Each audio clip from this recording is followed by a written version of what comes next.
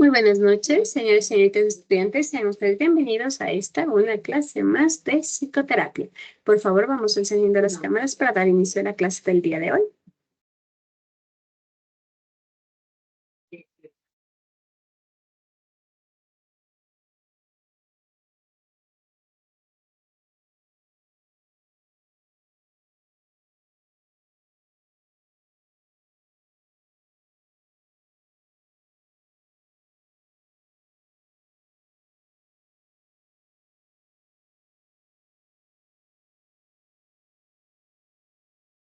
Listo, tenemos ya la presentación en pantalla, ¿no? Vamos a iniciar. Vamos a revisar de una forma un poquito más rápida las terapias que nos faltan, porque si no, nos vamos a quedar un poquito en este tema y el día de hoy tenemos que trabajar ya en lo que corresponden a las primeras temáticas de la unidad número 2, ¿no?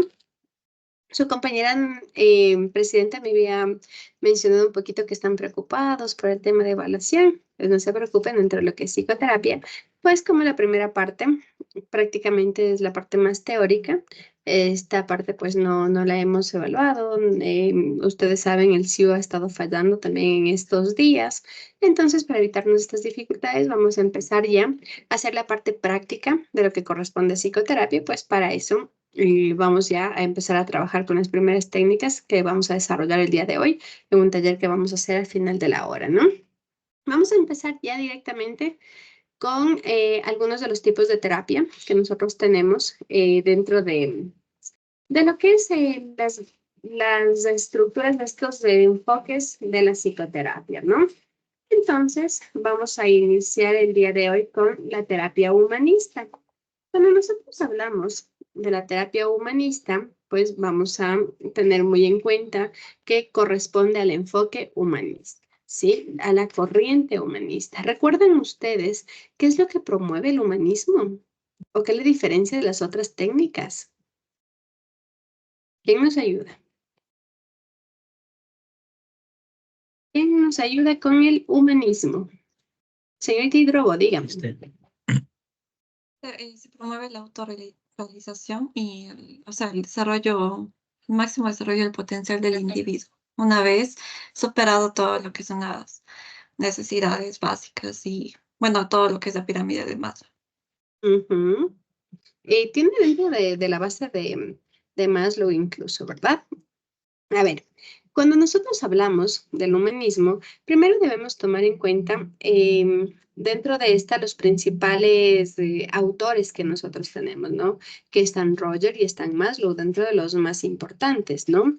Pero posterior también dentro del humanismo, pues nosotros nos vamos a encontrar con John Gluck, vamos a tener también a Roderman, un poquito enmarcados en la parte filosófica también de esta corriente, ¿no? Tenemos en cuenta que el humanismo nace como un movimiento filosófico y posterior va centrándose ya en el contexto de la psicología. Cuando nosotros hablamos del humanismo, nosotros determinamos aquí que la base teórica como tal del humanismo es el autodesarrollo, ¿sí? Y cómo el ser humano, a través de sus propias habilidades y destrezas, genera un desarrollo dentro del contexto social, ¿no? Entonces, dentro de este concepto, nosotros tenemos, como bien dijo la compañera, el tema de la autorrealización con la pirámide de Maslow, ¿verdad? Ustedes se recuerdan, ¿no? Que dentro de la pirámide de Maslow, Maslow determina que para llegar a la autorrealización, el ser humano tiene que ir cumpliendo ciertas necesidades en orden ascendente hasta llegar a la autorrealización, partiendo desde las necesidades fisiológicas básicas que implican la alimentación, el tema de el descanso, incluso la sexualidad, implica también el beber líquidos, el eliminar desechos. Luego, posterior, vamos a las de protección, ¿no? El tener un hogar, una casa o un sustento, pues prácticamente donde nosotros nos vamos a sentir protegidos. Posterior, vienen ya el contexto a nivel social, todo lo que implica el conectarse con la sociedad. Posterior a esto vienen los temas de autoestima, de autoconcepto, de seguridad y llegamos hasta la autorrealización. Aún Maslow, según cómo vamos cumpliendo estas necesidades, pues podemos llegar a una autorrealización. Entonces, esto es lo que promueve como tal la teoría del humanismo, ¿no? El crecimiento personal a través de la autorrealización como tal. Las técnicas que nosotros vamos a ocupar dentro de la terapia humanista, pues están la empatía, la aceptación incondicional, la autenticidad, el enfoque del aquí y el ahora, ¿no? Entonces aquí prácticamente dentro de las técnicas, nosotros nos vamos a encontrar con todo lo que la persona es capaz de desarrollar incluso por sí sola, ¿no? Entonces, cuando nosotros hablamos de esta parte autónoma, pues debemos tomar muy en cuenta que las terapias como tal van centradas en el paciente, centradas en su crecimiento personal, ¿no? Así es como se maneja el humanismo. ¿Cuál es el rol que cumple aquí el psicólogo? Es netamente de una guía, ¿sí? Es el ser humano, el paciente en este caso, pues el que va determinando todo el proceso como tal dentro de la parte terapéutica. Permíteme un segundito que está saliendo pequeño el cuadro, ¿verdad? Un poquito por ahí. ¿Está mucho mejor ahí?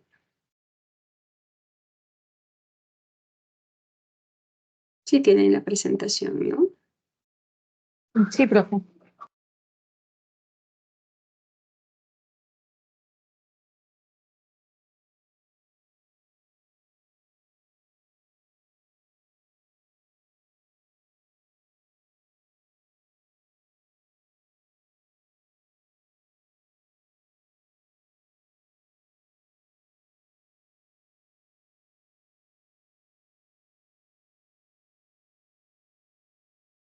Eso, y estamos, ¿no?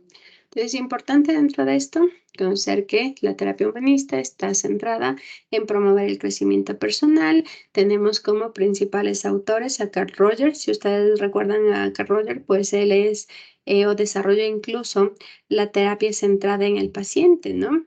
Que prácticamente determinaba que es el paciente el que tiene sus propios recursos para generar un crecimiento y una autorrealización, ¿no? Tenemos a Abraham Maslow dentro de la pirámide de Maslow y además el tema de que el ser humano busque su propio potencial, sus habilidades y destrezas, ¿no? Y pues, como les decía, dentro de las técnicas aquí tenemos nosotros la empatía, que es pues prácticamente que nosotros como terapeutas pues tengamos una comprensión profunda, respetuosa de todo lo que son los sentimientos y las experiencias del paciente, ¿no? Tenemos también el tema de la aceptación incondicional que va muy relacionada y conectada incluso con la escucha activa, ¿no? Tener una atención plena de lo que el paciente está expresando tanto a nivel verbal como a nivel no verbal, para poder entenderle al paciente y por ende, a través de este entendimiento, validar sus emociones, sus sentimientos y por ende también conectar con la patología por la cual se está atravesando, ¿no? Todo esto y dentro del enfoque del aquí y el ahora. El humanismo se centra mucho en lo que podemos hacer hoy, más no en el pasado y mucho menos en el futuro del paciente, ¿no? En resolver la situación o llegar a los procesos de autorrealización en el aquí y en el ahora, ¿sí? Otra de las corrientes corresponde o más bien otras de las terapias, a la terapia existencial. Cuando nosotros hablamos de la terapia existencial, tiene como base también el humanismo, ¿no? Y dentro de esta pues a diferencia incluso del humanismo como una rama del humanismo, aquí en cambio se centra más en el proceso terapéutico como tal, ¿no? Esto implica el cuestionar como tal la existencia del ser humano, ¿sí? Esto implica, por ejemplo, qué temas son fundamentales dentro de la existencia: la libertad, la responsabilidad, la búsqueda y el significado del por qué estamos aquí, ¿sí? ¿Qué es lo que nosotros estamos haciendo en este mundo? Dentro de los autores más relevantes dentro de la terapia existencial, nosotros tenemos a Irving Yalom.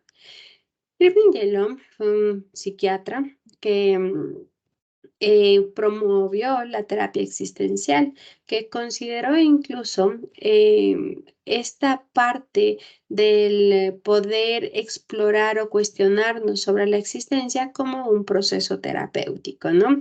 De ahí incluso que hay algunos libros que generan como esta comprensión y aplicación de esta técnica, ¿no? En la base como tal teórica, dentro de esta teoría de la parte existencialista, tenemos que prácticamente está relacionada con que cada uno de nosotros tenemos una razón del por qué hacemos cada cosa. Apaguemos micrófonos, por favor.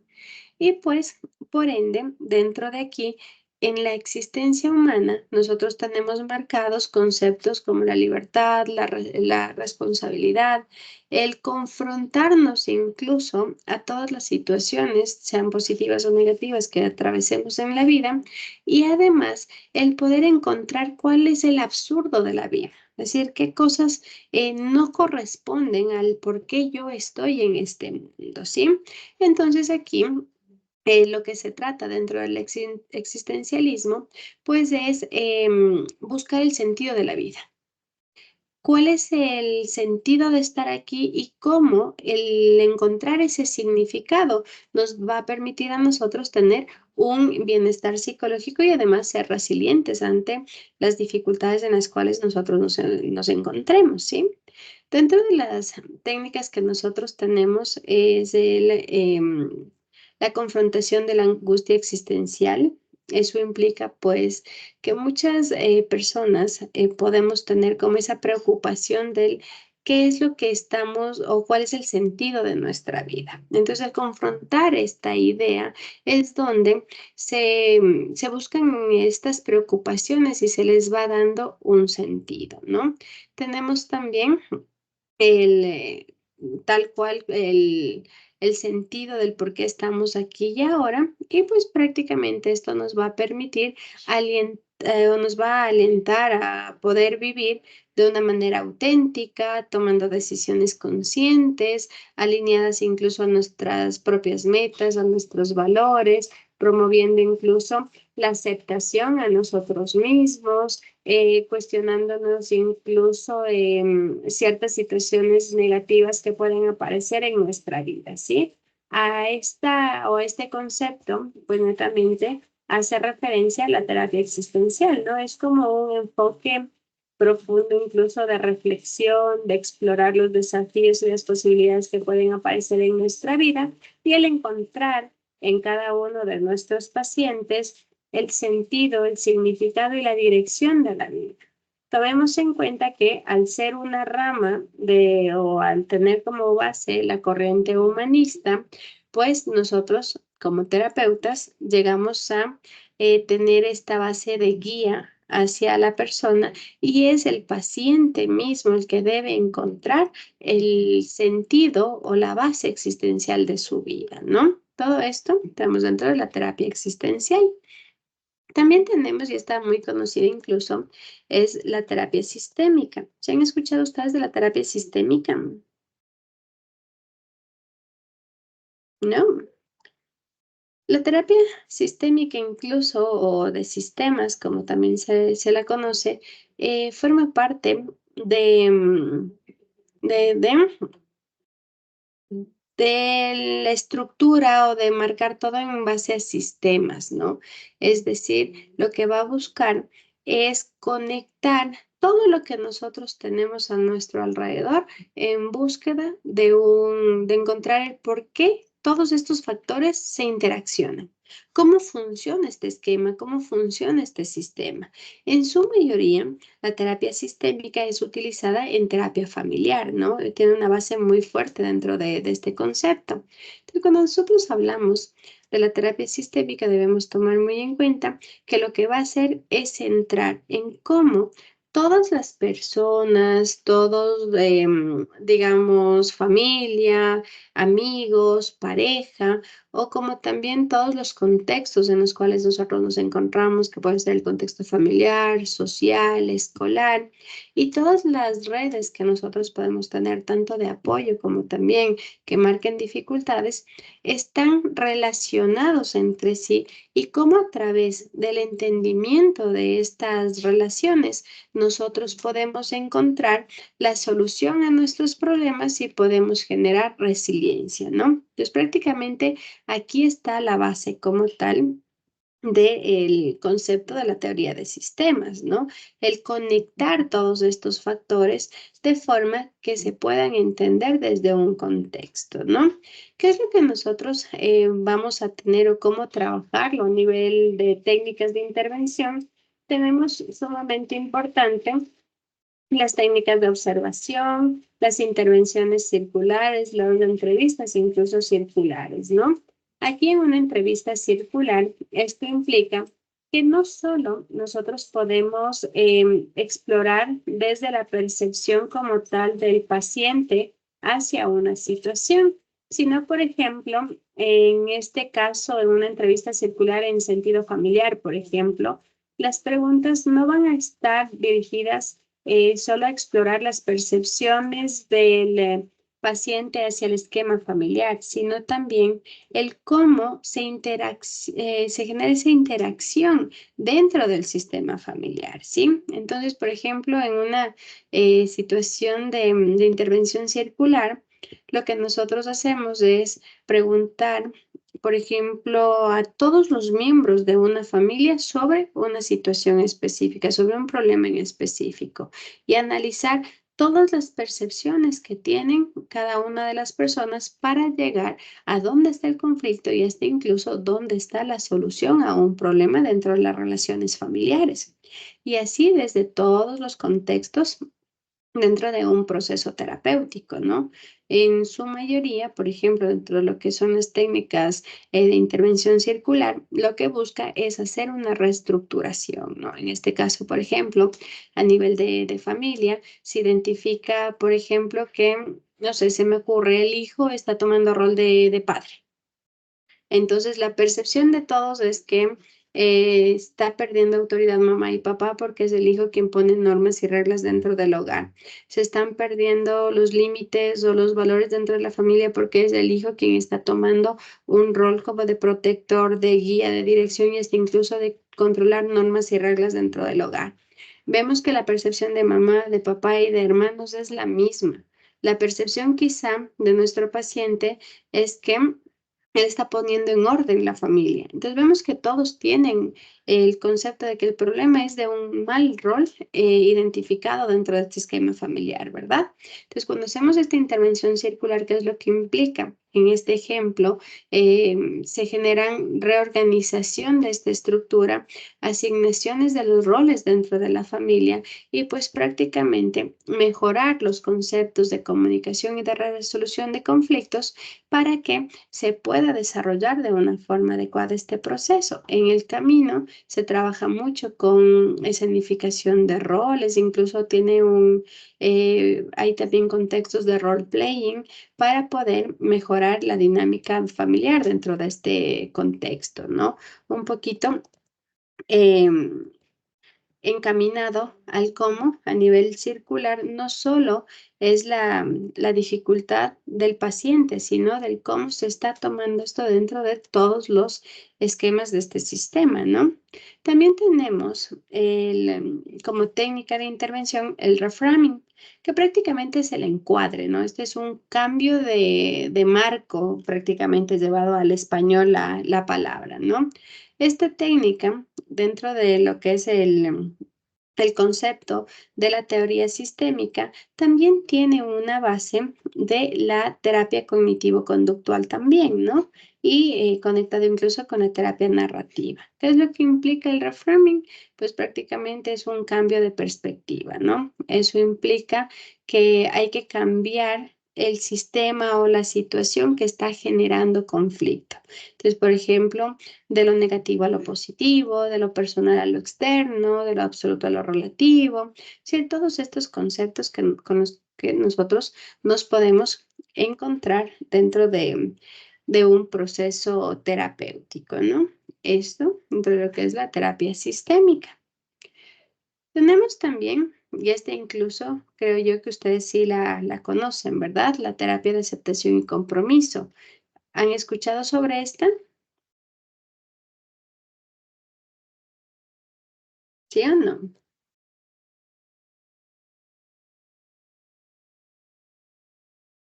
¿No? No, Dentro de lo que, y recuerden que sí la han escuchado, porque hasta hablamos en psicología del deporte.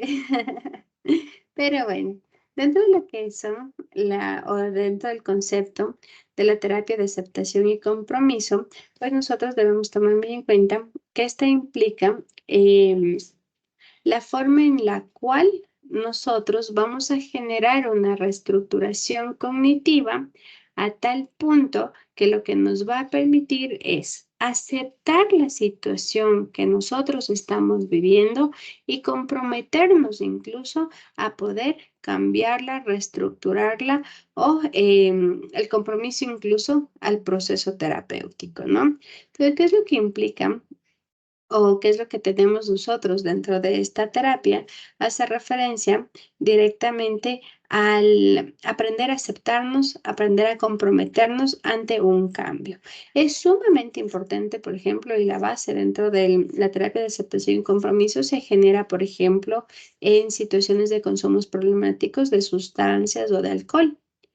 Yo creo que muchos de nosotros hemos escuchado de momentos en los cuales dentro de una intervención se lleva a un paciente a una clínica de rehabilitación, pero es muy común, y hasta incluso aquí en Ibarra, el tema de los rescates.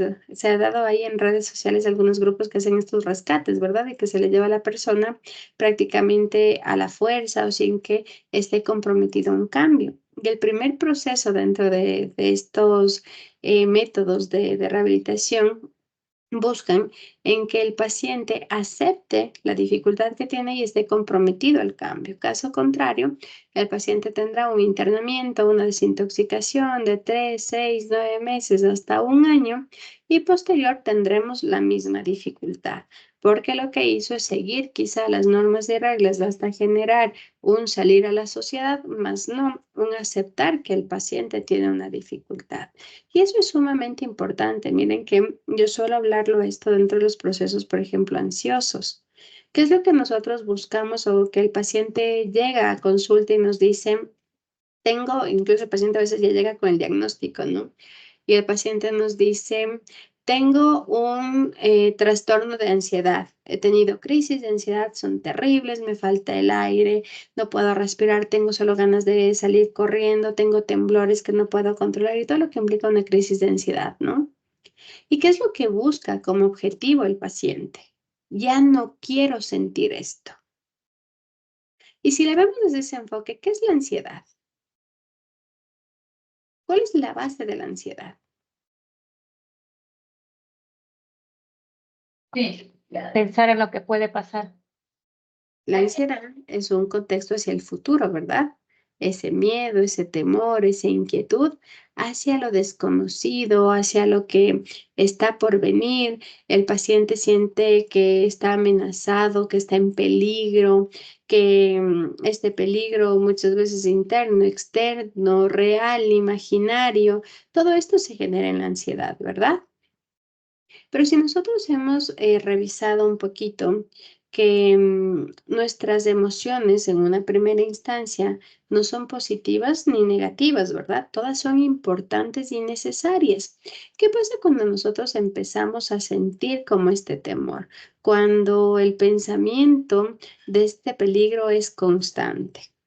Lo que queremos es evitar no sentir y ese es lo complejo dentro de los procesos terapéuticos. Que sí, el objetivo es que esta sintomatología mitigue, pero no voy a marcar quizá como objetivo el eliminar la sintomatología, porque sería más o menos como en la gripe, aprovechando que estoy aquí un poquito afónica todavía. ¿Qué pasa cuando nosotros tenemos gripe? ¿Será que yo pienso y digo, ¿será esta gripe viral? ¿Será un resfrío? ¿Qué será lo que tengo? Voy a investigar, voy a hacerme exámenes para ver qué es lo que tengo y el por qué me dio esta gripe. ¿O qué es lo que buscamos cuando tengo gripe?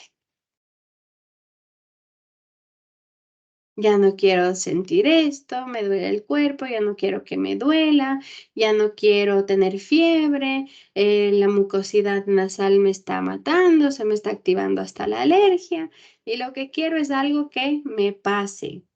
¿Qué hacemos? Nos tomamos un paracetamol, un ibuprofeno y pasan los síntomas. Claro que pasan, ¿verdad? Pero ¿por qué tiempo? El tiempo que dure, si es un paracetamol de 1 gramo, 12 horas al menos de sostener los síntomas, ni siquiera de sentirnos bien. Y lastimosamente entre los procesos terapéuticos nosotros muchas veces esperamos eso.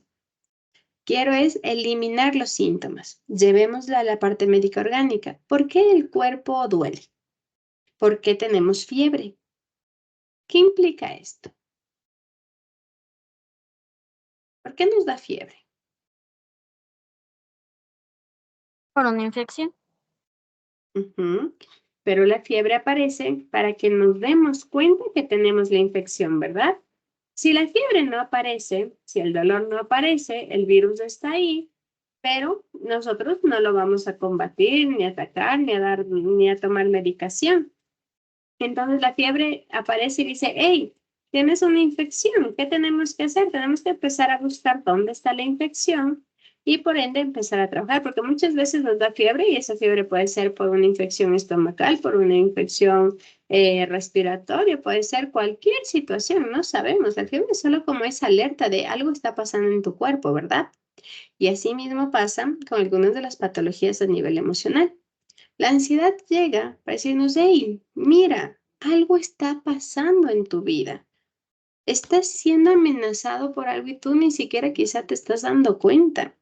Hay algo aquí en tu alrededor que no está funcionando bien.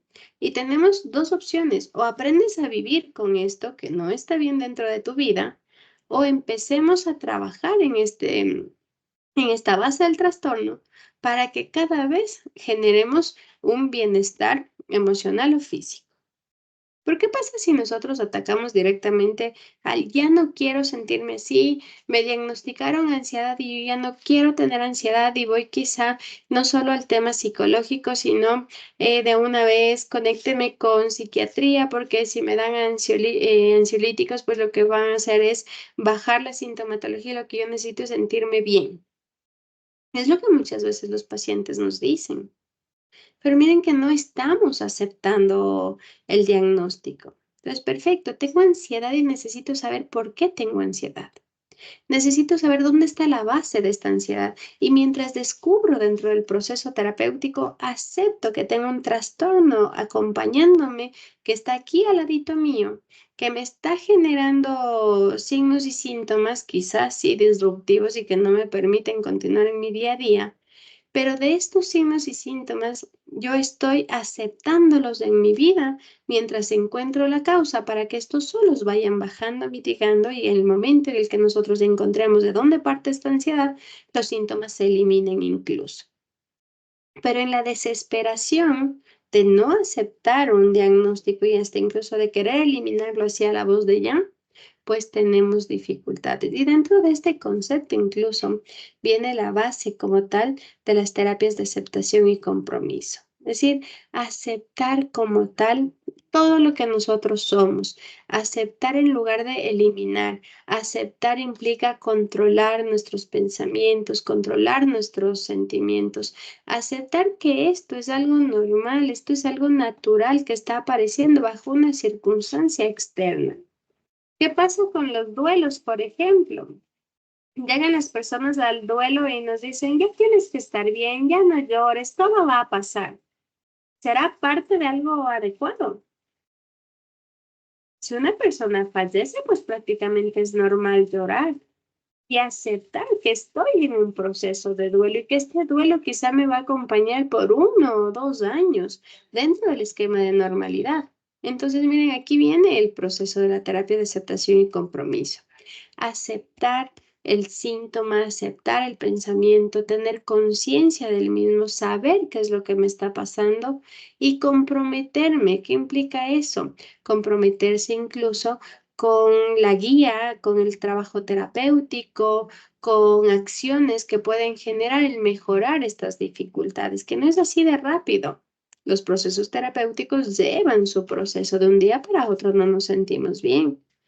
También base de la psicoterapia, vamos a una sesión y dice, uy, no, pésimo el psicólogo, si solo fui a una sesión y nada, hasta me siento peor, porque me preguntó y me abrió un montón de cosas que yo pensé que ya estaban cerradas. Entonces, miren, desde ahí viene el proceso, ¿no? Y tomando en cuenta que la terapia de aceptación y compromiso se genera ese aprender a aceptar y comprometerse, pues aquí nosotros tenemos algunas técnicas que nos van a ayudar dentro de este proceso.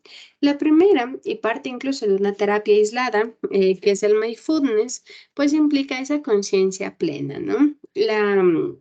La terapia de aceptación y compromiso utiliza mucho al mindfulness para apoyar al paciente a que desarrolle una conciencia de sus pensamientos y de sus emociones, que él pueda sentir todo lo que está viviendo sin juzgar, sin criticar, sin intentar cambiar. Primero solo ser consciente de cómo se encuentra. Ser consciente de cómo están sus pensamientos, sus sentimientos, sus emociones, su cuerpo.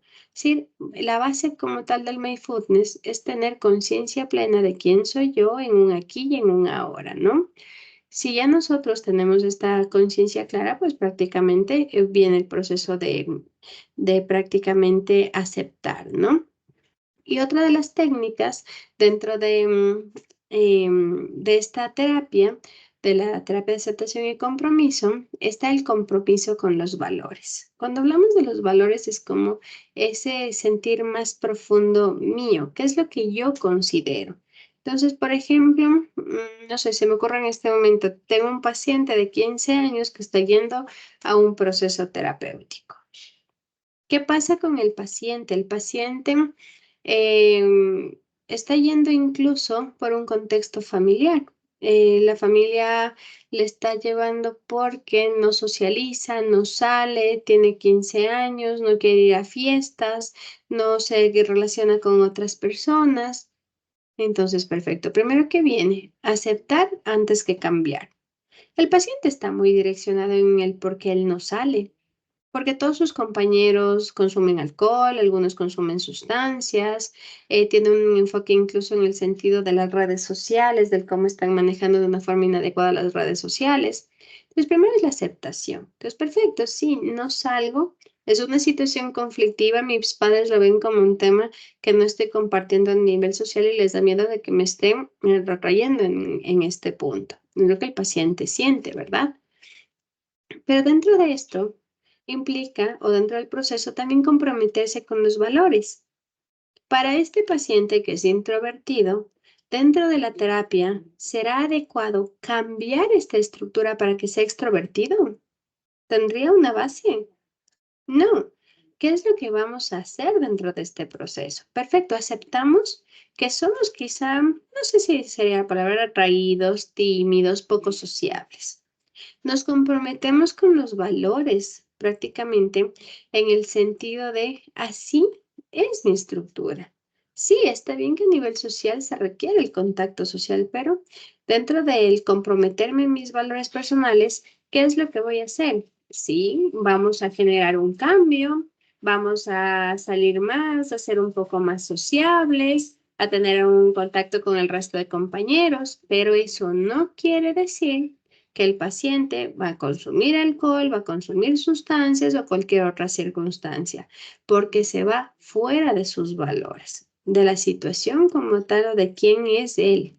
Entonces, miren, ¿qué es lo que implica eso? Se compromete con sus valores personales más profundos, identifica cuáles son estos valores y genera acciones hacia un cambio, una vida más significativa, más satisfactoria, más conectada con el tema social, pero sin que esto genere una dificultad, ¿no? Y aquí pues prácticamente también hay una desvinculación cognitiva, ¿no? Que aquí lo que se hace es desvincular pensamientos, sentimientos y comportamientos que no sean congruentes con estos valores y que pues prácticamente estos pueden estar generando o no un malestar emocional. Entonces, miren, con el ejemplo que les menciono es lo que quizás se podría hacer una terapia de aceptación y compromiso. Pero ¿quién creen ustedes que tendría que llevar más esta terapia? Los padres, ¿verdad? Más allá que el paciente y el por qué fue llevado dentro de este proceso terapéutico. ¿Sí? ¿Estamos hasta ahí? Vamos ahora con la terapia. Y sí se cambió su diapositiva, ¿no? No, Magister, no sé si solo a mí, pero yo estoy viendo solo la terapia sistémica. Solo está en sistémica nomás. Sí. No sé qué pasa con... A ver, déjenme ver. ¿Qué fue lo que pasó?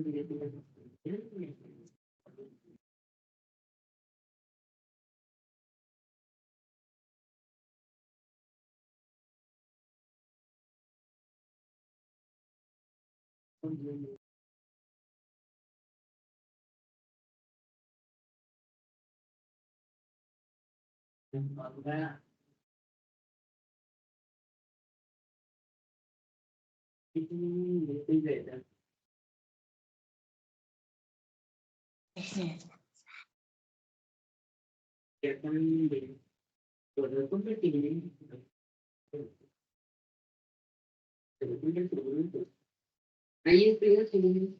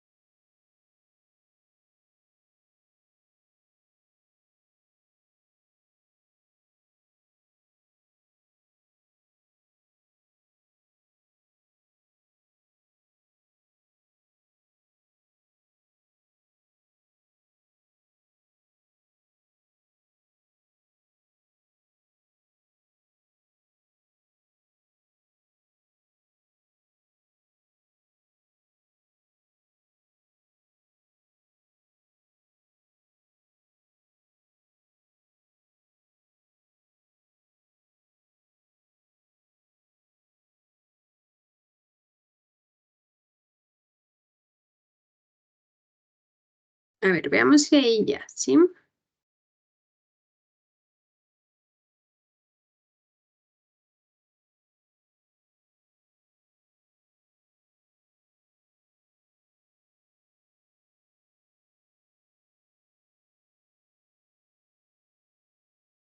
Listo, sí está compartiéndose, ¿no? No, magíster. No. Mm, mm, mm.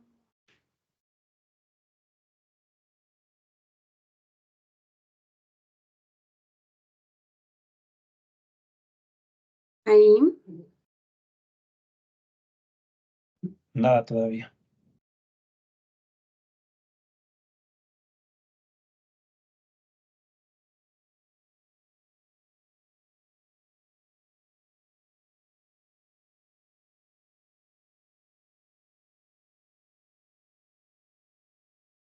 ¿No? ¿No miran ustedes?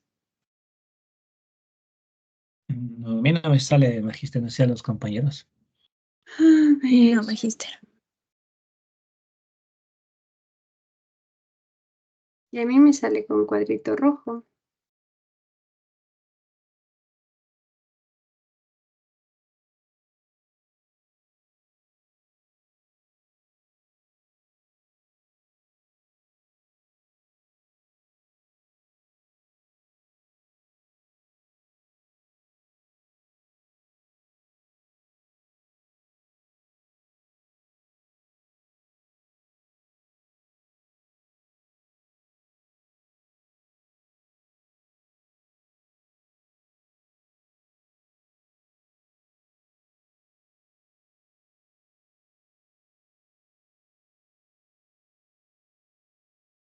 Ya está.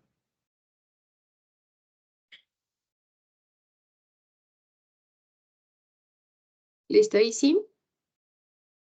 ¿Sí, no?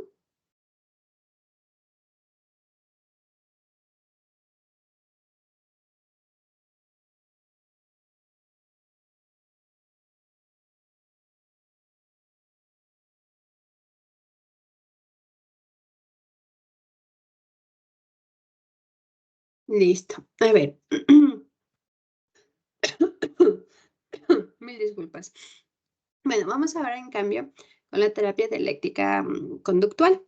Cuando nosotros hablamos de esta, en cambio, es una terapia un poquito más desarrollada, ¿no? Dentro de esta, pues su principal exponente es Marshall Linear, que centra una base teórica entre el conductismo radical y pues prácticamente se enfoca un poquito en cómo podríamos nosotros ayudar a las personas a mejorar como las emociones, estas emociones que aparecen de forma intensa y en base a esto pues mejorar también sus habilidades interpersonales, ¿no? Pues aquí se van a ocupar algunas técnicas, entre ellas el mindfulness, las habilidades de regulación emocional y el entrenamiento de habilidades interpersonales, ¿no?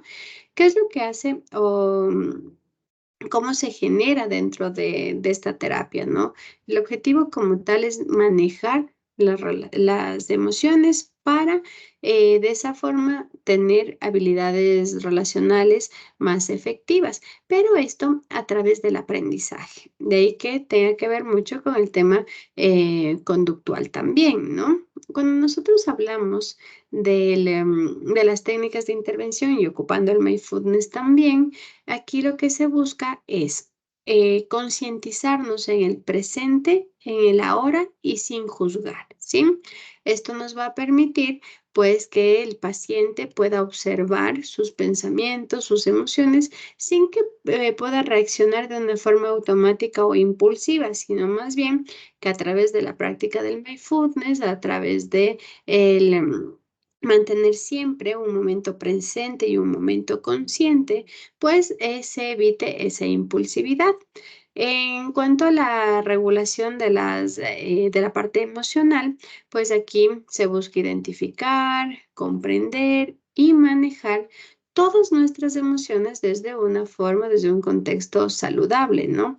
Eso implica, por ejemplo, tolerar temas, por ejemplo, como de la angustia, reducir la intensidad de las emociones que tienen como un enfoque de canalización negativa, también poder aceptar las emociones que llegan con un umbral alto, ¿no?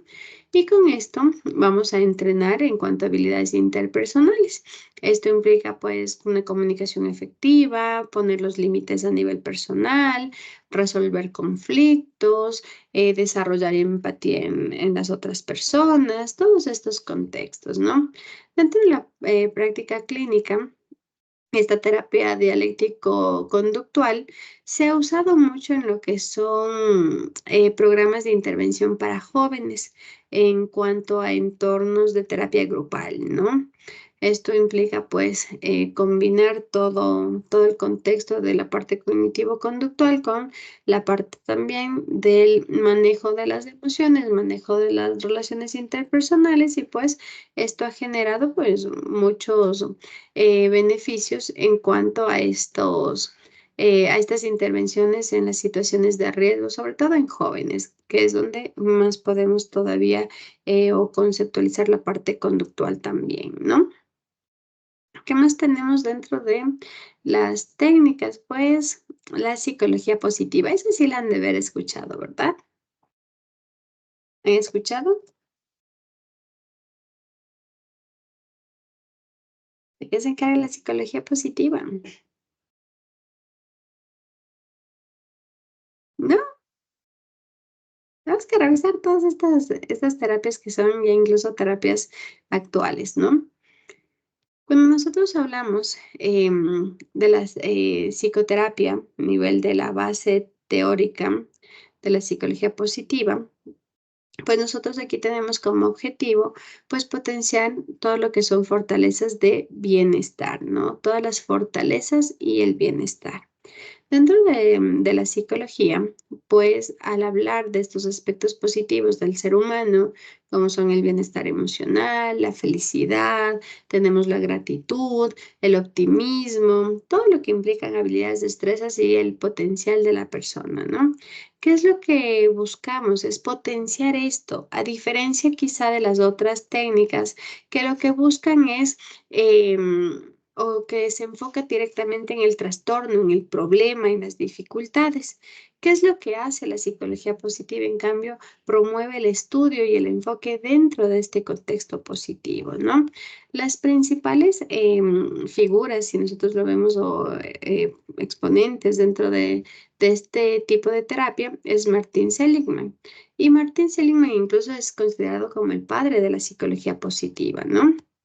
Él fue también presidente de la APA, de la Asociación Americana de Psicología, y pues la base como tal de Seligman fue el centrarse en una teoría de aprendizaje que vaya enfocada a una parte del estudio del sistema como del optimismo, de la esperanza, del bienestar. Sí, ese es el enfoque como tal de esta psicología. ¿Qué es lo que busca? Netamente sentir que el paciente se sienta bien en su vida cotidiana, que promueva sus fortalezas, sus habilidades, que lleve o que estudie o se centre en todos los factores que le generan bienestar, que le contribuyen a tener una vida feliz y satisfactoria, ¿no? Eso es lo que prácticamente tiene como base la psicología positiva. Entonces, en este sentido, algunas de las técnicas que se ocupan dentro de la terapia tienen que ver con una reeducación, ¿no? Esto implica, pues, llevar al identificar todo lo que son estas habilidades de afrontamiento, estas fortalezas personales, las perspectivas como tal optimistas de la vida. Entonces, dentro de esto, tenemos el uso de las fortalezas personales del individuo, tenemos también una visualización positiva, es decir, en lugar de buscar o de ver qué es lo que ahora me afecta, visualizo cómo me quiero sentir, qué es lo que quiero manejar. Y sobre todo, se trabaja mucho con el agradecer por las cosas que nosotros tenemos, esta parte de la gratitud como tal de las circunstancias o de las cosas que nosotros tenemos. Es decir, buscar como lo positivo a todo, hasta incluso a las situaciones negativas y a las dificultades en general, ¿no? Dentro de lo que es la psicología positiva se ha manejado mucho en lo que corresponde al control conductual en niños. Tomen en cuenta que la psicología positiva habla de no enfocarnos en la conducta negativa, sino promover la conducta que necesito en el niño. Se trabaja mucho, por ejemplo, en niños en psicología positiva con lo que es el lenguaje propositivo. No sé si ustedes han escuchado, yo tengo incluso unas tarjetitas que armé de este concepto, en el que nos dice, por ejemplo, que al niño no se le dice no grites, Porque el no gritar implica la dificultad, o sea, el gritar está mal.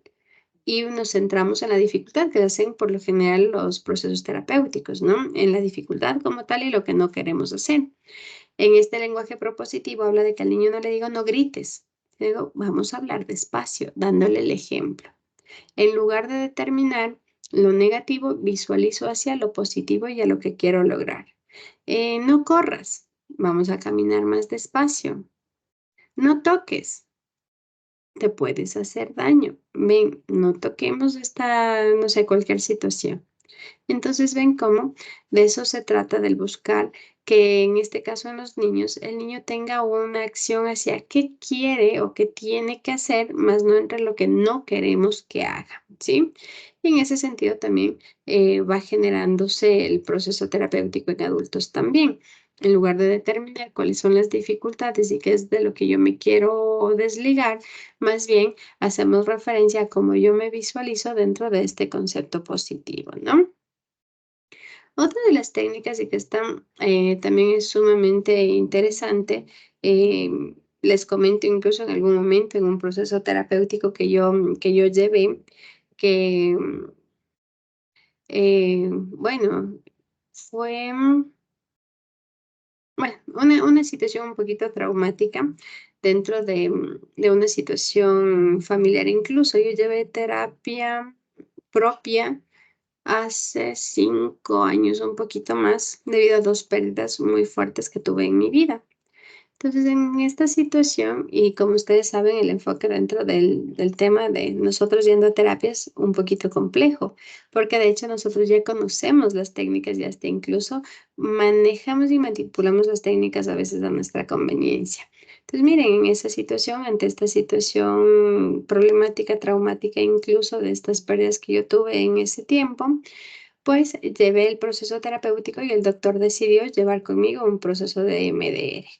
El MDR como tal es o se determina desde una parte psicológica y también fisiológica. La base como tal del MDR es procesar recuerdos traumáticos, procesar situaciones que estén generando daño y que muchas veces incluso están en el inconsciente de cada uno de nosotros, ¿no? Entonces aquí tiene, o al menos el MDR, tiene una miscelánea de todos los otros, de las otras técnicas, ¿no?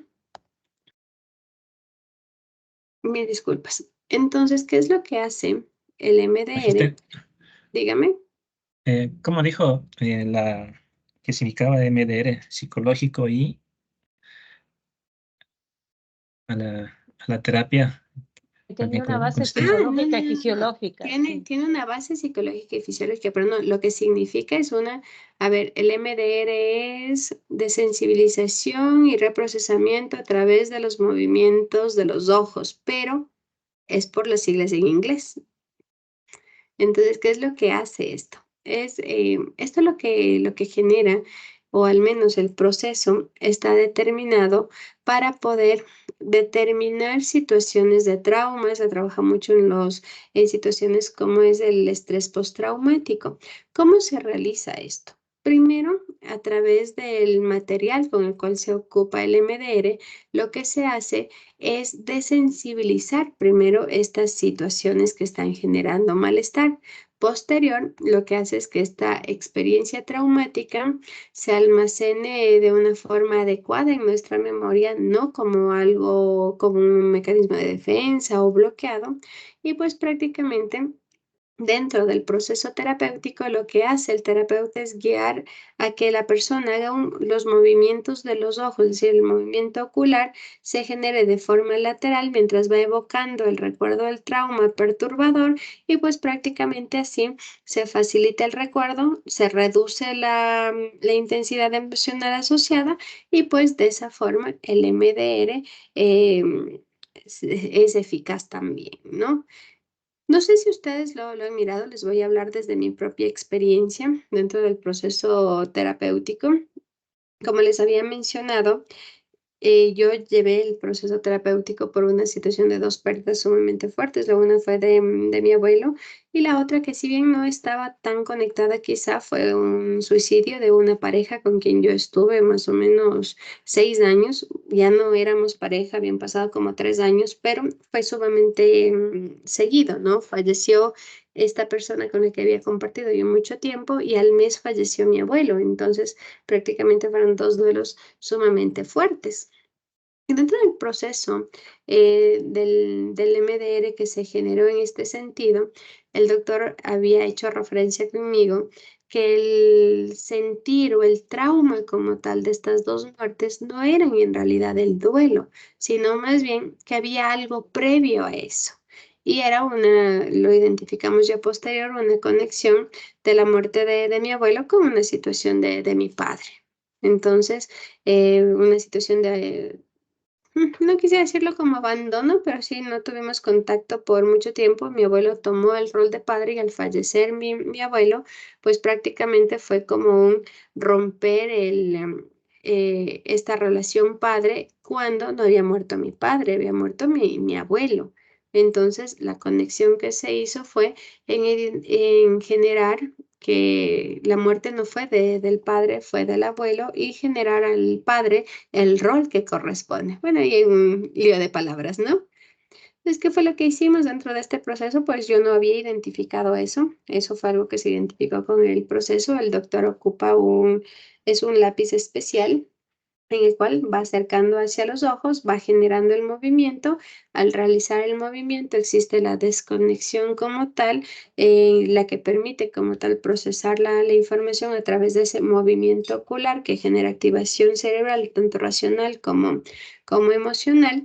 Y posterior a esto, cuando ya se genera como tal o se identifica la situación problemática, también se trabaja con activación bilateral a nivel de manos. El equipo del MDR tiene como 2 bolitas que se sostienen en las manos y van vibrando en diferentes intensidades en el lado derecho, en el lado izquierdo, en el lado derecho y en el lado izquierdo, mientras se genera esa desensibilización como tal a nivel racional y se conecta con la parte emotiva, pues se identifica el trauma. Es un proceso, incluso el MDR no lo aplica a cualquier persona, ¿no? Algunas de las otras técnicas quizá nosotros podemos tomar un poquito de esa técnica, otra de esta y armar mi propio proceso. Dentro del MDR, incluso aquí en Ecuador, hay una escuela de MDR, ¿sí? ¿Qué es lo que tenemos? Que dentro de esta escuela de MDR hay las certificaciones. Entonces, si nosotros buscamos MDR, profesionales certificados, son únicamente los profesionales que han llevado el proceso de certificación bajo esta técnica, que cuentan con el equipo necesario, porque es un equipo, como les digo, es este tema de estas bolitas que generan vibración, es el lápiz, que es un lápiz también especial, y es la técnica como tal de cómo realizar este proceso, ¿sí? Entonces, esto sí, no podemos decir, bueno, yo voy a ocupar esta sensibilización porque me parece interesante. No, esta técnica únicamente lo hacen los profesionales certificados en esta técnica, aunque si la vemos desde un punto más específico, si la vemos así, todas las terapias necesitarían especialización, ¿verdad? Y no solo de un curso o de un taller, sino más bien necesitarían un proceso de especialización mucho más complejo, ¿no? Pero al menos dentro de lo que es el MDR, como este desensibilizador del tema traumático, este sí requiere un proceso de certificación para poder ejecutarlo. Tomamos en cuenta que si nosotros hablamos de un proceso traumático, si este no se desarrolla de una forma adecuada o si no se lo puede manejar de una forma adecuada, puede dejar heridas sumamente complejas abiertas y eso sí es mucho más problemático, ¿no? Entonces, miren, esta es una técnica sumamente fuerte, sumamente importante y la base como tal es como identificar el trauma y dejar una huella emocional que sea obviamente o menos disruptiva, ¿no? Entonces aquí esto es lo que lo que hace como tal el MDR. Si ustedes gustan, busquen un poquito sobre esto y si es que les interesa, porque de hecho estas técnicas son, como les decía, más con una base incluso no solo emocional, no solo de la psicología, sino también tiene una base psicofisiológica, porque a través de este movimiento que nosotros podemos tener de nuestros ojos, incluso hacia un lado, hacia el otro, generamos activación a nivel cerebral y esto va a generar pues el disminuir, el mitigar todas estas sensaciones desagradables que podamos tener y además se envía este manejo, que la información se almacene de una forma más funcional y por ende, pues que ya no genere la tensión o no genere la dificultad, ¿no? Nos en cuenta que la información traumática muchas veces está oculta o mal almacenada y esto es lo que hace la activación o la estimulación de los dos hemisferios, tanto dentro de este contexto, ¿no?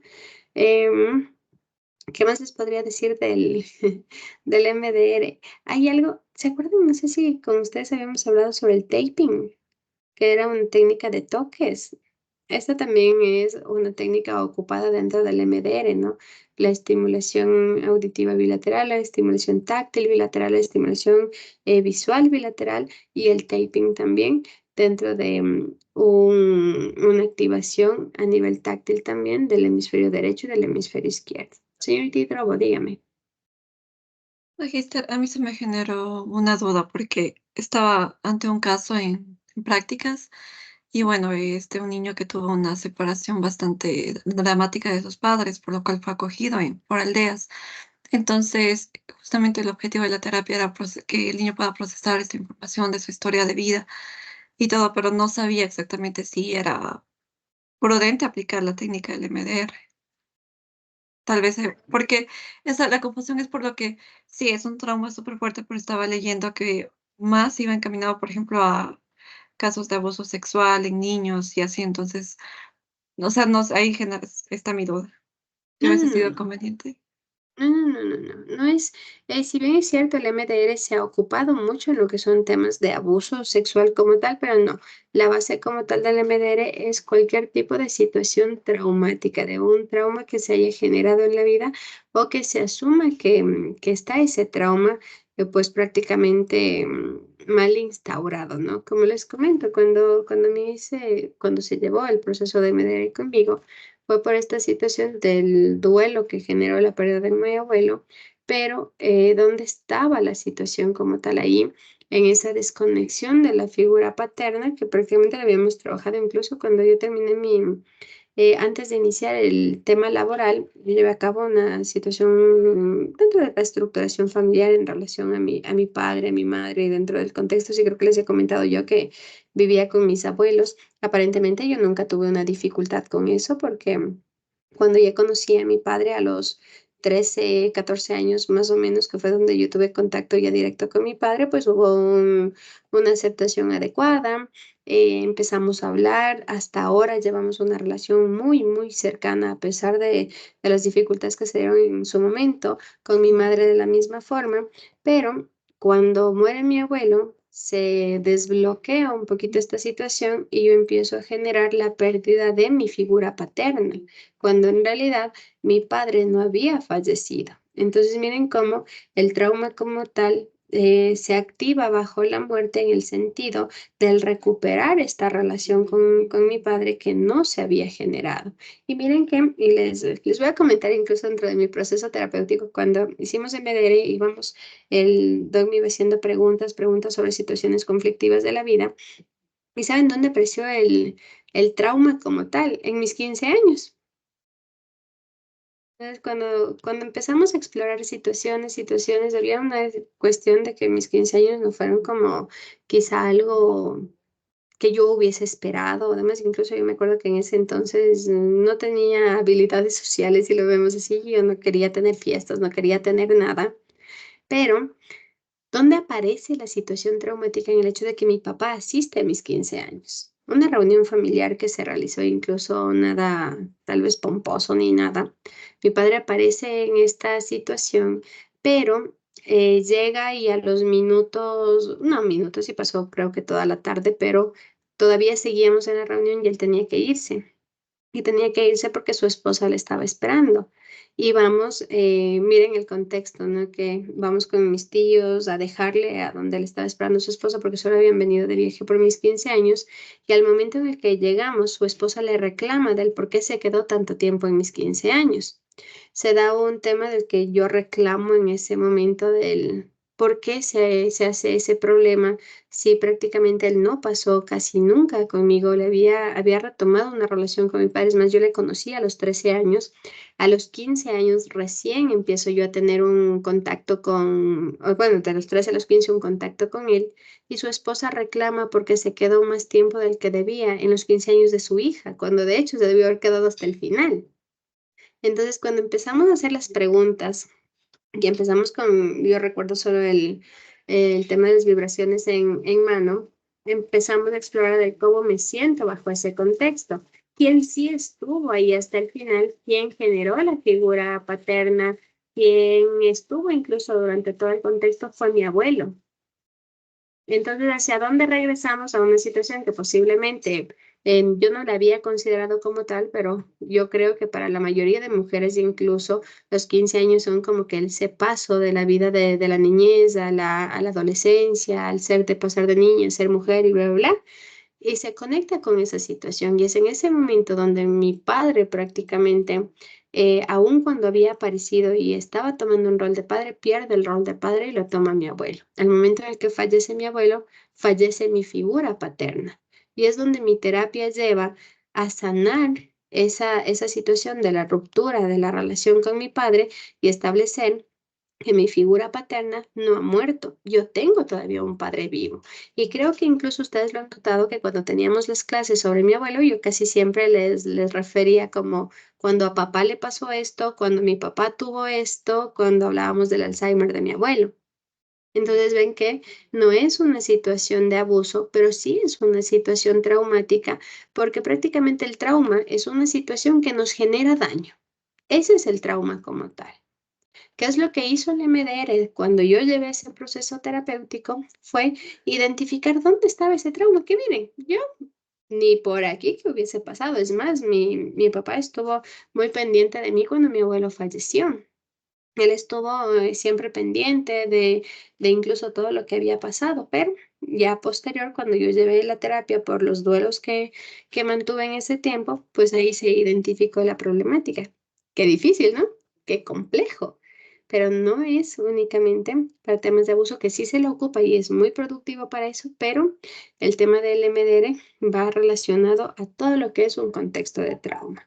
Si el niño, por ejemplo, que está atravesando por esta situación, es importante identificar dónde está el trauma y va a ser intervenido y se va a buscar un cambio, un almacenamiento de esa información de una forma adecuada, pues sería prudente llevarlo. Pero a mí me queda una duda quizá en el tema de aldeas. Está bien, cambiamos el trauma, lo estructuramos de una forma adecuada.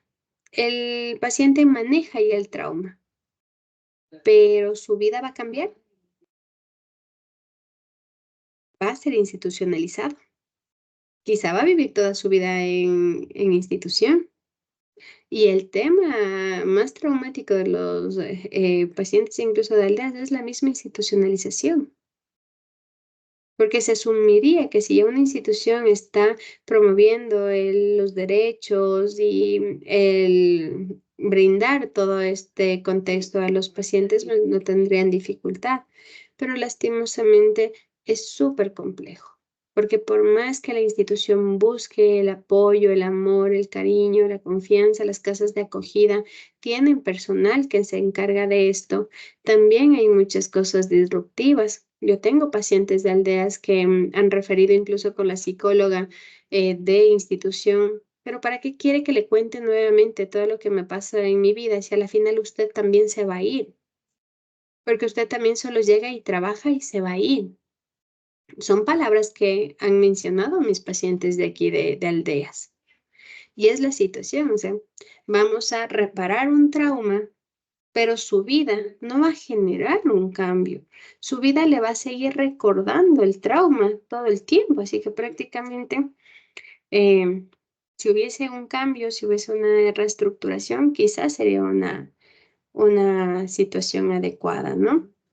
Y además que hay que tomar en cuenta que en la preparación al paciente también debemos tener en cuenta todo lo que son características propias del paciente también. No todos los pacientes pueden llegar a un MDR porque también necesita atención plena. Si nosotros no logramos cerrar los ojos y conectar con las sensaciones que están generando, por ejemplo, esta parte táctil o la parte vibratoria en las manos, no se va a lograr. Yo he conocido pacientes que dicen, sí, me aplicaron MDR, pero yo no sentí nada.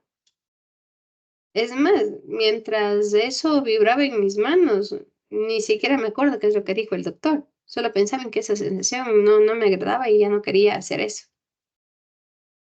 Entonces, miren, no funciona también para todos y hay que tener muy en cuenta eso.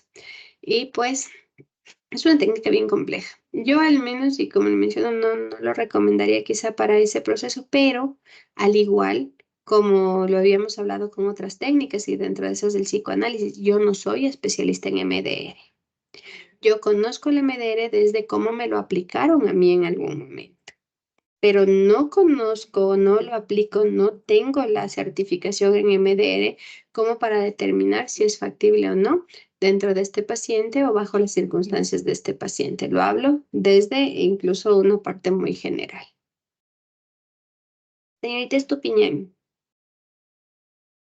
Profe, buenas noches. Yo quisiera saber cuál es la diferencia entre el MDR y la hipnosis, porque así como usted la describe, pues se me viene a la cabeza un terapeuta con un péndulo moviéndose frente de mí, con mis ojos moviéndose de un lado al otro y tratando de evocar un trauma que esté guardado, por decirlo así, en el inconsciente. Sí, la hipnosis es diferente, ¿no? La hipnosis tiene como base no el quizá concentrarse en todos estos aspectos internos a través de la parte psicofisiológica. La hipnosis, en cambio, es un estado de relajación profunda donde el paciente logra conectar con su inconsciente. Entonces, prácticamente no, o sea, si lo vemos así, claro, es válida su observación de que tendríamos como el péndulo, el movimiento, pero eso no se hace en hipnosis así, ¿no? O sea, la hipnosis no se hace con el péndulo, mire aquí, duerma. No es así la hipnosis. La hipnosis así es a nivel de show o de películas. La hipnosis conlleva un proceso de relajación profunda, posterior a un proceso sugestivo de ir caminando y bajando hacia el inconsciente, encontrar las dificultades del inconsciente y volver a salir y despertar. Es un proceso más a nivel de relajación dentro del contexto de la hipnosis, ¿no? Y pues vamos ya continuando en lo que corresponde a la terapia focalizada en lo que es la compasión. Esta tiene que ver mucho, o de hecho va muy conectada con la de aceptación y compromiso, ¿no? Cuando nosotros hablamos de compasión como tal, es una técnica que lo que busca es que nosotros pues cultivemos en nosotros mismos la autocompasión y la compasión también hacia las otras personas. Cuando nosotros hablamos o nos focalizamos en la compasión, pues prácticamente hace o va relacionado a ser amables con nosotros mismos, cuidar y comprendernos a nosotros mismos, ¿no? Es decir, sobre todo en los momentos más difíciles o en los momentos en los que estemos sufriendo quizá, ¿no? Es decir, implica como tratarnos con la misma bondad, con la misma comprensión que nosotros trataríamos a un amigo en una situación difícil. Y eso es bien complejo. ¿Se han dado cuenta ustedes que para nosotros es fácil quizá ver las cosas buenas en los demás o buscar soluciones para los demás, pero para nosotros es complejo? Y quizá hacia nosotros somos muy crueles con nosotros mismos. nosotros vemos como lo malo, lo negativo muchas veces. Y miren, si quieren hagan un ejemplo en el que tengan que poner un listado de todas las cosas buenas que ustedes tienen en su vida y las cosas malas. Créanme que van a empezar por las malas porque ahí tenemos más y las cosas buenas nos cuestan y hasta incluso cuando las ponemos digo, bueno, es que siento que estoy quizá teniendo un ego muy alto al decir esto. Entonces es súper difícil. Entonces dentro de esto, lo que busca esta técnica es que nosotros pues seamos, como decía, ¿no? Amables con nosotros mismos, que nos brindemos esa parte del ver nuestro éxito, del promover nuestro bienestar emocional en base pues a nuestras habilidades y destrezas, pero bien enfocadas, ¿no? Dentro de las técnicas tenemos la visualización compasiva, es decir, aquí lo que hacemos es como imaginar cómo nosotros le daríamos apoyo, consuelo o aliento a una persona y cómo eso lo puedo llevar hacia mí. También tenemos la escritura compasiva, que eso implica pues escribir cartas compasivas, comprensivas, reflexivas, sobre momentos en los cuales pues nosotros hemos podido mostrar compasión hacia los demás y que esas posterior las podamos incluso leer para nosotros mismos, ¿no? Y sobre todo, dentro de esta técnica están las prácticas de autocuidado. Enfatizar mucho en qué es lo que nosotros, o más bien comprometernos a llevar actividades que promuevan el bienestar físico, emocional, mental. Y eso es sumamente complejo y más aún mientras más grandes somos, mientras más adultos somos. Díganme ustedes si me equivoco. Por ejemplo, si ustedes, quienes son padres, si ustedes van al centro comercial y hay un vestido que cuesta, qué sé yo, $20 para ustedes y un traje, ya sea para su hijo o hija, que cuesta lo mismo. ¿Cuál compran? ¿Vieron? Por ahí veo las sonrisas. En su mayoría van a comprar el que sea para sus hijos. ¿Y por qué no para nosotros? Porque bueno, yo sí tengo, yo no importa. ¿Cuántas veces son yo no come tú? Qué sé yo, las manzanas son mis favoritas, pero hay una sola manzana. Entonces es mejor que coma la otra persona. Nosotros somos así muchas veces, ¿verdad? Y bajo este concepto, pues somos muy compasivos con los demás y no con nosotros mismos. De ahí incluso, yo recuerdo en algún momento, bueno, una situación en la cual, pues si nosotros le mencionamos, miren, esto se puede generar de esta forma. Les voy a comentar un proceso terapéutico de una paciente, ¿no? Pasa que mi paciente tenía situaciones de violencia. Su pareja le agredía psicológicamente, verbalmente. No llegó al tema quizá físico, pero tuvo una vulneración emocional sumamente fuerte. Su pareja era menor, con muchos años, y casi siempre le mencionaba le voy a decirles con términos muy grotescos, de que eres una vieja, una longa, un esto, o sea, palabras sumamente fuertes que la repetía todo el tiempo.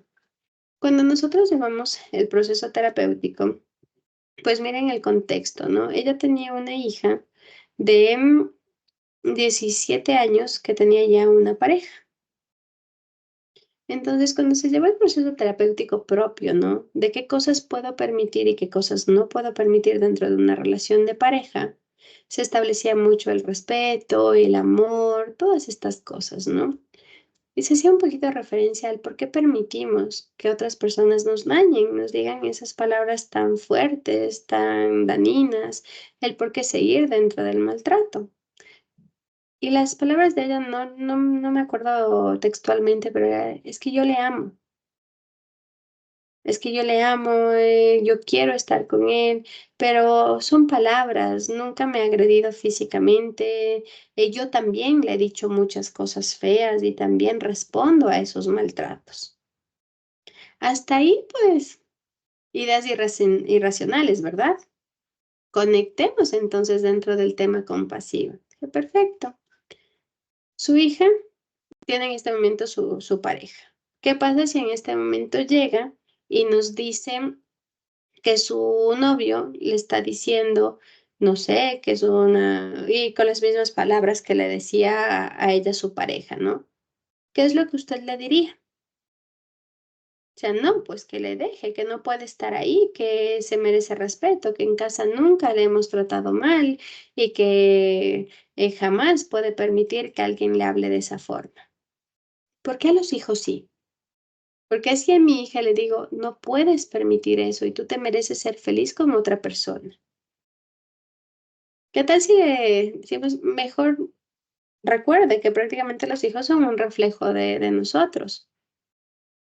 En este momento que a su hija le están agrediendo verbalmente y psicológicamente, vaya y dígale que se quede en esa relación por el amor que le tiene a su pareja, porque el amor va a poder con todo. ¿Qué creen ustedes que dijo la paciente?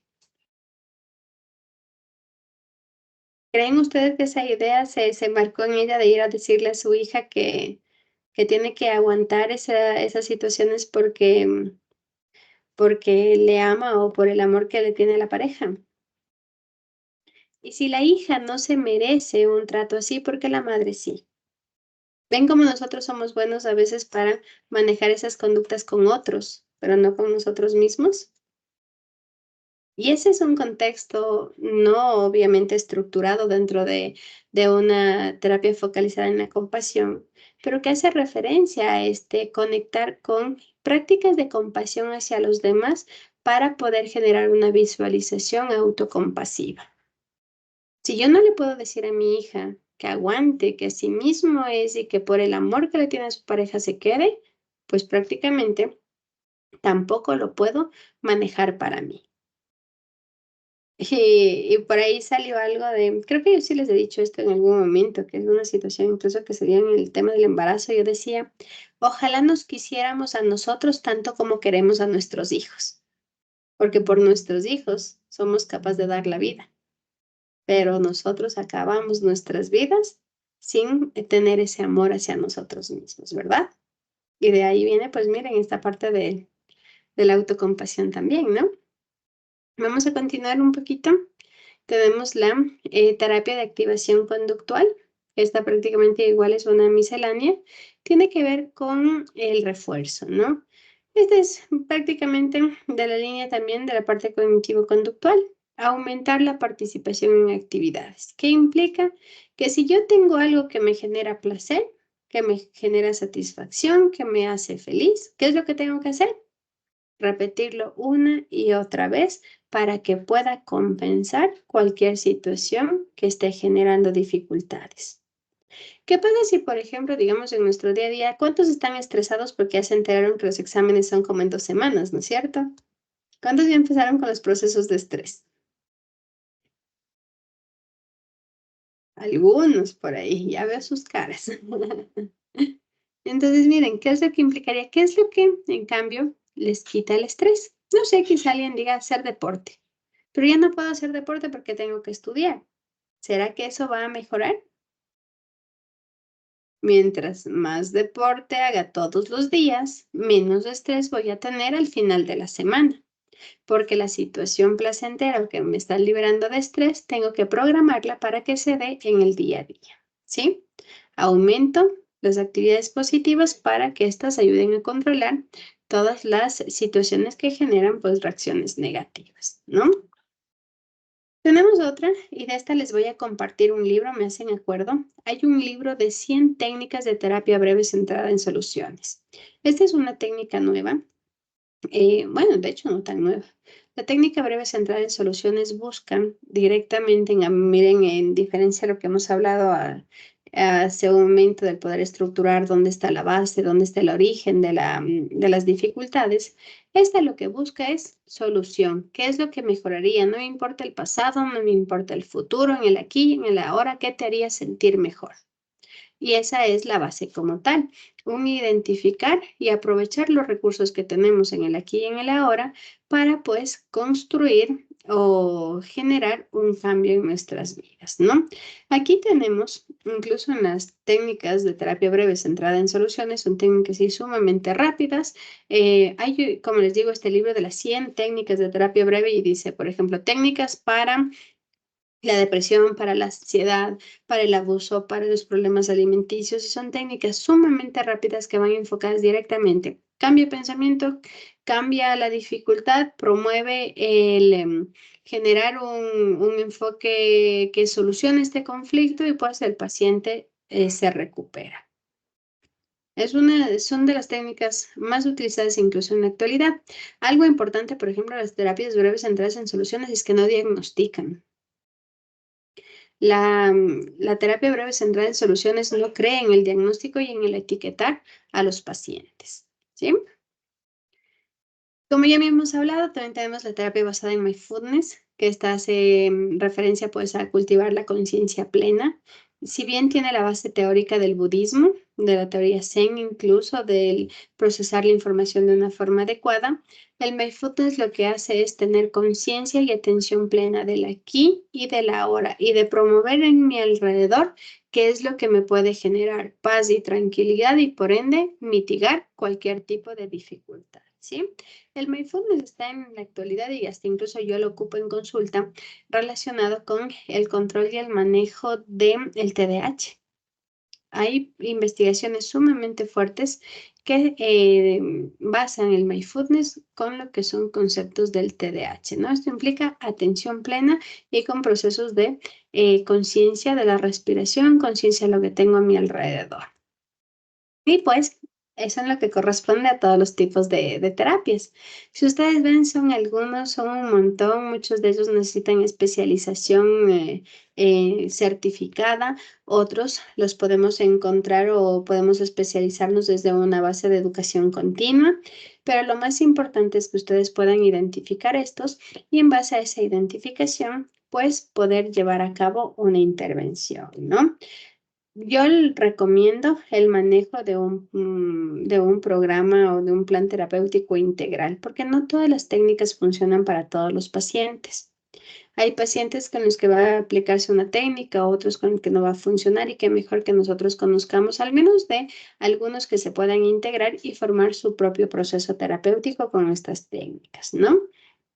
Y dentro de lo que es el proceso terapéutico, vamos a empezar con lo importante que se genera dentro de este proceso, pues la relación del terapeuta con el paciente, ¿no?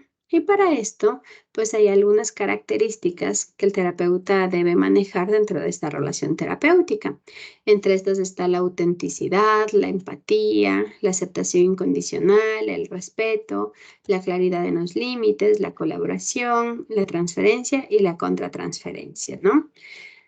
Estas variables que nosotros podemos encontrar en un proceso terapéutico pueden ser positivas y negativas. Y obviamente nosotros debemos trabajarlas en lo positivo y evitar lo negativo, ¿no?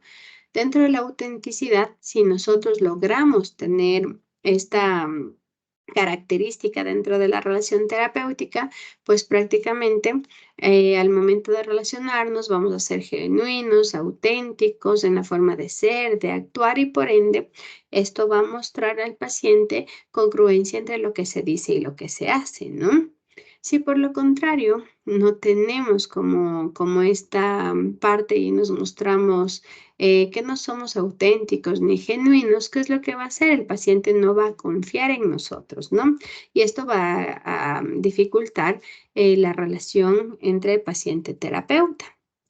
Tenemos también el tema de la empatía.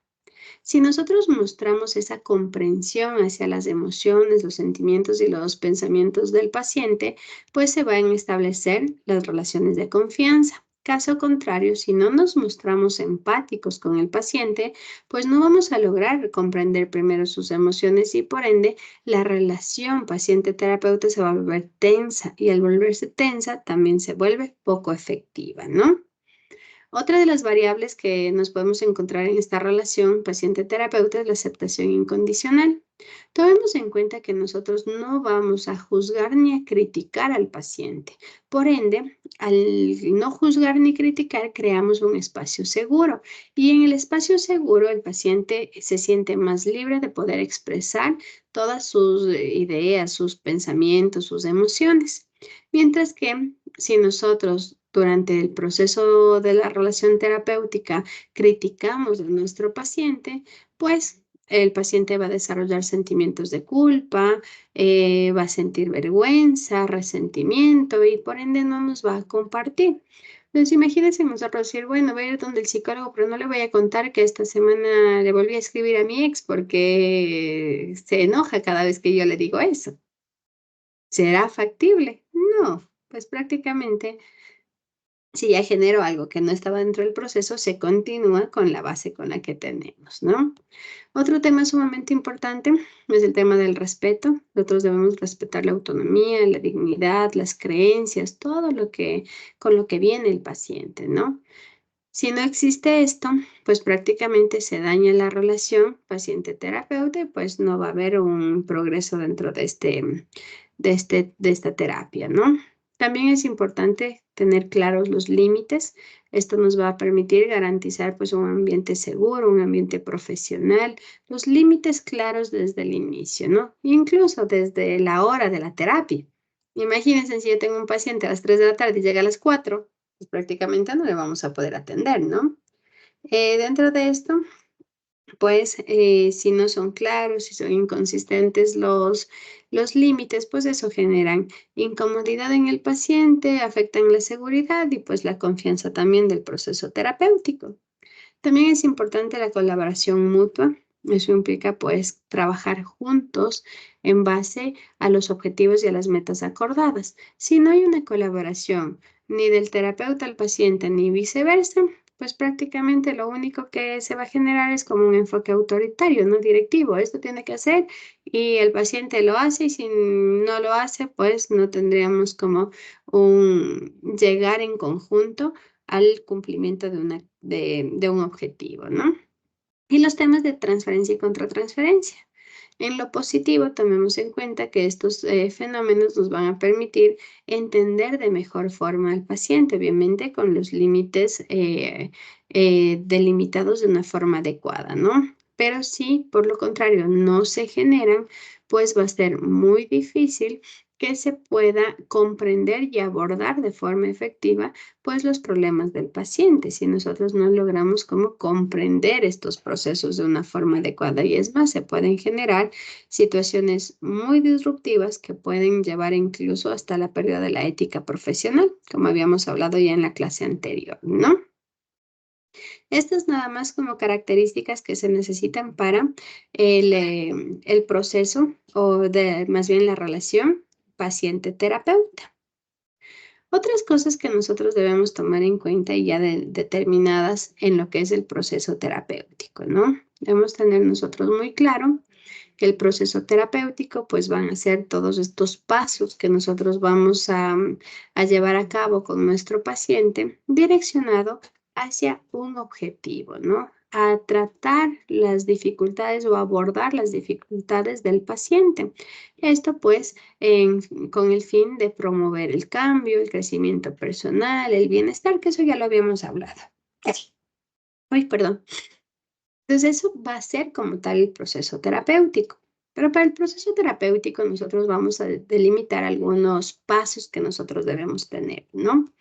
El primero es la evaluación inicial. En la evaluación inicial, pues nosotros vamos a recopilar información, a detallar todo lo que es la historia personal, los síntomas actuales, los antecedentes, el contexto social, todas las anamnesis, ¿no? Todos los factores que nos permitan a nosotros comprender las necesidades y preocupaciones del paciente. Incluso aquí ya podemos aplicar algunas de los test psicométricos con los cuales nosotros ya hemos venido trabajando incluso en la asignatura de psicometría. Pero hay que tomar muy en cuenta que dentro de un proceso terapéutico, y de una vez les menciono esto a manera de ejemplo, nosotros tenemos que dar ya algo al paciente. Nosotros no podemos tener una evaluación inicial sin que el paciente se lleve consigo ya al menos el comprender las dificultades por las cuales va a llevar el proceso terapéutico. Les comento un caso que tuve en consulta la semana anterior. Era un caso de un tema de una situación sexual conflictiva con una niña. Debido a la naturaleza de la dificultad, pues no se la podía llevar desde neuropsicología, sino que se le remitió a psicología clínica. Se le remitió a una colega que trabaja un poquito con este contexto, pero ellos fueron donde otra terapeuta, ¿no? Y bueno, me llamó la mamita y me dice, yo necesito preguntarle algo, estoy la verdad sumamente preocupada porque mire, pasó lo siguiente. Cuando ella fue conmigo al primer contacto, pues se hizo una aproximación rápida de cuáles son sus necesidades. La mamita estaba súper preocupada por su niña, me contó toda la situación, yo tomé algunos datos relevantes, pero ya cuando se estableció pues la situación que estaba atravesando la niña y que correspondía a un tema incluso de abuso, esto va a fiscalía y por ende necesita una intervención en psicología clínica. Yo la revisé un poquito nada más a la niña porque tenía unos problemas atencionales también y pues debido a la naturaleza de la situación y por el tema de fiscalía se la envió a psicología clínica. Cuando la mamita se retiró me preguntó cuánto le debo. ¿Hice yo algo con la paciente? Solo le direccioné y yo no voy a trabajar con la paciente, ni siquiera evalué a la paciente. Di una guía a la madre y que prácticamente fue, yo no le puedo ayudar, vaya donde una psicóloga clínica y le di el contacto de la psicóloga clínica. Pasa que la mamita no fue donde yo le recomendé, le recomendaron donde otra psicóloga y la llamada era porque me menciona que ella fue donde la psicóloga y dice prácticamente hizo lo mismo que usted. Me preguntó cosas, llenó datos, me envió una ficha para observarle a mi hija en conductas y comportamientos toda la semana. Estuve ahí 30 minutos y al momento en el que le menciono la siguiente sesión, le voy a atender a su niña para poder evaluarle sobre este tema de sexualidad conflictivo que tenía, le dijo son $40. Y la madre decía, pero no hizo nada, ni siquiera le vio a mi hija.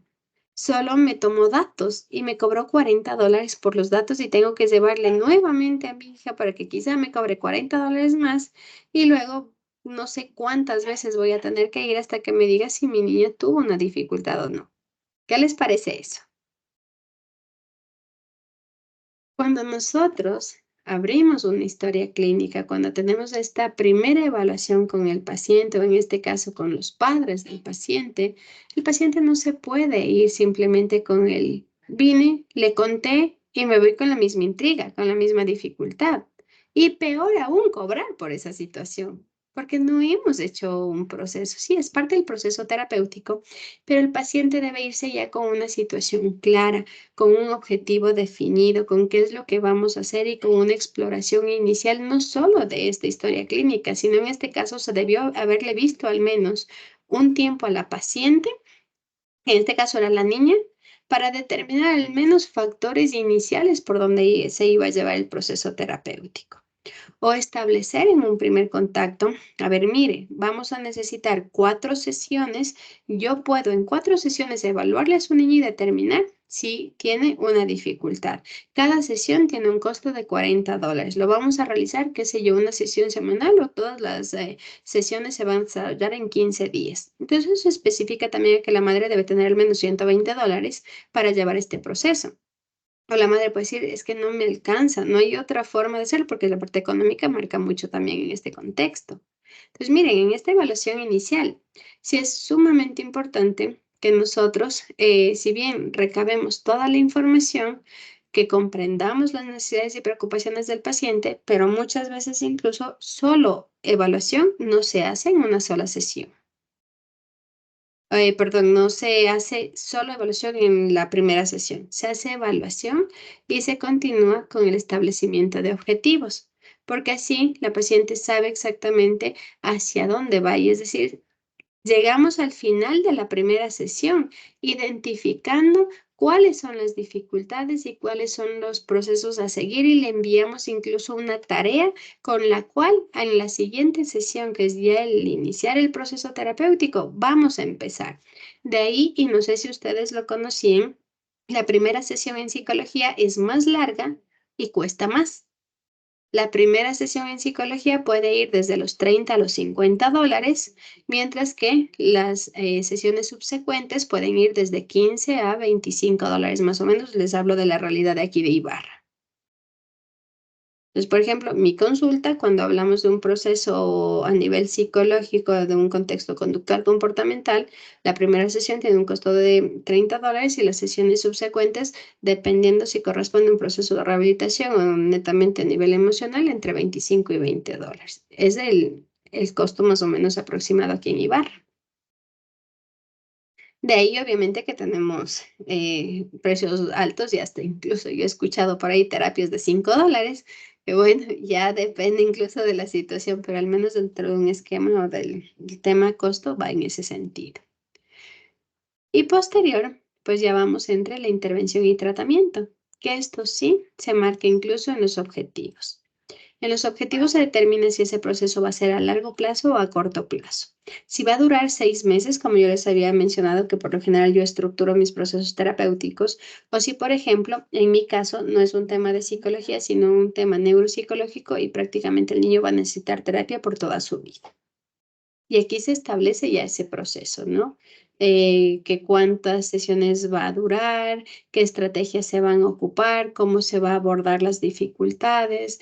Ahí está incluso todo los recursos que tenemos dentro del proceso terapéutico, ¿no?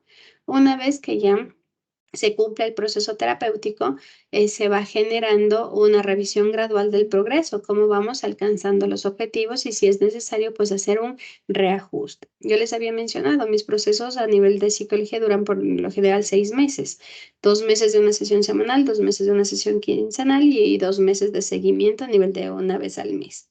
Pero, ¿qué es lo que pasa si, por ejemplo, a la mitad del primer mes se empiezan a aparecer un montón de cosas más en el paciente y que ya no solo es ese objetivo, se empiezan a marcar nuevos objetivos dentro del proceso? Este primer mes quizás se convierte en 3 o en 4 meses. O este primer mes la paciente no cumple no está comprometida, no conecta con el proceso. Ha pasado el primer mes y estamos como al inicio. Entonces marcamos 2 meses, más no ya el 1 que nos falta. O cómo se puede generar prácticamente también que el paciente se estructura el proceso por 6 meses, pero en las primeras 4 sesiones se han abordado los temas, el paciente es súper comprometido y ya no necesita verle el siguiente mes una sesión semanal. Y al siguiente mes le vamos a alargar a cada 15 días porque es un paciente muy comprometido con su proceso y ha solventado las dificultades. Y posterior, cuando ya se cumplen los objetivos, cuando ya con los reajustes necesarios se han cumplido los objetivos, pues aquí, ¿qué es lo que vamos a hacer? Pues el proceso terapéutico ha llegado al fin y se da el alta terapéutica. Y es sumamente importante, o al menos yo lo considero así, no dice esto los textos, pero yo considero muy importante redactar el alta terapéutica. Porque yo puedo decirle a un paciente, ya no es necesario que usted venga, pero también le puedo redactar un certificado en el que diga usted ha cumplido los objetivos para generar su bienestar emocional. Y un certificado de que o de que estoy estable emocionalmente, créanme que dura mucho más que la propia estabilidad emocional. Yo trabajo mucho con eso, yo doy el alta a mis pacientes, a los niños con un certificado de colores y de dibujos y a los pacientes con un certificado en oficio que diga que cumplió con los objetivos gracias a su entrega y compromiso al proceso terapéutico. Eso implica y delimita también, ¿verdad? Y pues eso implica también, o se recomienda, que no se dé como una alta definitiva. Sí es bien importante recomendar al paciente hacer revisiones periódicas, es decir, quizá una sesión al mes o le veo en 3 meses para identificar si las dificultades se mantienen o si quizá ya se solventaron, ¿sí? Y pues todo eso implica un proceso terapéutico. La siguiente semana, y aquí empieza el proceso que les decía dentro de los procesos de evaluación. Primero les voy a asignar una tarea que corresponde a un ensayo argumentativo. ¿Qué es lo que van a hacer en el ensayo argumentativo? De todas las técnicas que hemos visto, de todos los tipos de terapia, ustedes van a elegir el que más se ajuste a sus gustos e intereses, el que más les haya llamado la atención o del que incluso ustedes han investigado. Simplemente van a hacer un ensayo con la técnica que ustedes consideren adecuada, pero recuerden, argumentativo. Eso implica que no es necesario citas, no es necesario revisar teorías, sino a mí me parece interesante esta técnica porque tiene tales cosas, y me parece que debería o que sería útil para aplicarla en, no sé, en lo que ustedes consideren. Si quieren hacerle de 2, 3 y a mí me parecieron interesantes todas, lo pueden hacer. Pero el ensayo no puede ser más largo de 400 palabras, ¿no? El tope máximo es de 400 palabras. Y la otra actividad corresponde a una actividad grupal. Ustedes están asignados en los grupos, ¿verdad? ¿Sí? Sí tenemos grupos asignados para esta asignatura.